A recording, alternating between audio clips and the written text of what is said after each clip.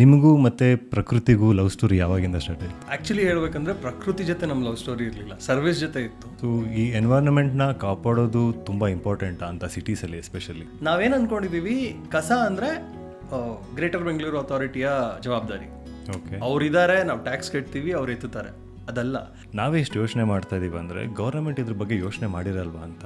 Sir ಯೋಚನೆ ಮಾಡ್ತಾರೆ, plants ತೊಗೊಳ್ತಾರೆ, ಕೋಟ್ಯಾಂತರ ರೂಪಾಯಿ ಇನ್ವೆಸ್ಟ್ ಮಾಡ್ತಾರೆ, ಟೆಂಡರ್ ಕರೀತಾರೆ, DPRಗಳಾಗುತ್ತೆ, ಆದಮೇಲೆ ನಿಂತೋಗುತ್ತೆ. ಜನ ಕೇಳಬೇಕು, ಜನ ಕೇಳ್ತಿಲ್ಲ.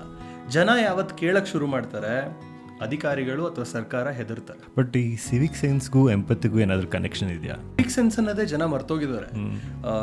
ಏನದು ಸ್ಟ್ಯಾಂಪೀಡ್ಗಳಾಗ್ತಿದೆ ರೀಸೆಂಟಾಗಿ, ನಮ್ಮ RCBದಾಗಿರ್ಬೋದು, ರೀಸೆಂಟಾಗಿ ತಮಿಳ್ನಾಡಲ್ಲಾಗಿರೋ, ಕರೆಕ್ಟ್, ನಮಗೆ ಗೊತ್ತಿಲ್ಲ.